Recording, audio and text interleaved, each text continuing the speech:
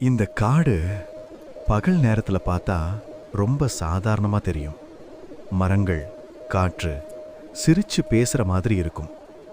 ஆனா இரவு வந்தா இந்த காடு மாறுது. ஒளி குறையிடும், சத்தம் மறைஞ்சிடும். நம்ம மனசு மட்டும் ரொம்ப அலர்ட் ஆகும்.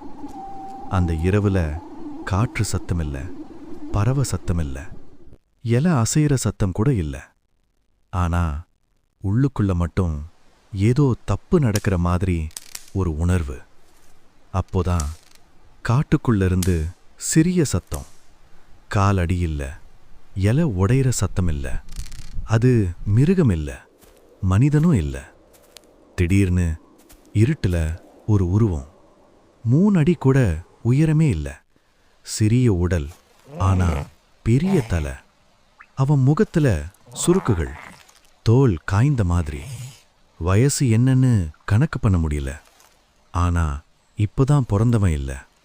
ரொம்ப வருஷமா இந்த காடுல உயிரோட இருந்த மனிதன் மாதிரி. பெரிய கண்கள், ரொம்ப பெரிய கண்கள்.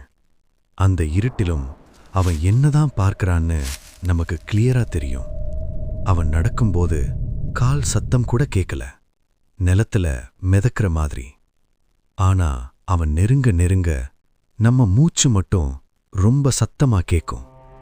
அப்போதான் புரியும், இது ஒருத்தன் இல்ல, இது ஒரு உருவம் இல்ல, இது ஒரு கூட்டம். இதுதான் குள்ள மனிதர்கள். இந்த காடு அவங்களோட வீடு, நம்ம அவங்களோட விருந்தாளிகள். பழைய காலிலிருந்து இந்த காடுல சில மனிதர்கள் திடீர்னு மறைஞ்சிருக்காங்க. யாரும் கண்டுபிடிக்கல, யாரும் திரும்ப வரல. காரணம் கேட்டா யாரும் பேசல, பேசினாலும் யாரும் நம்பல. ஓடி போகலாம்னு நினைச்சா காடு முடியாது.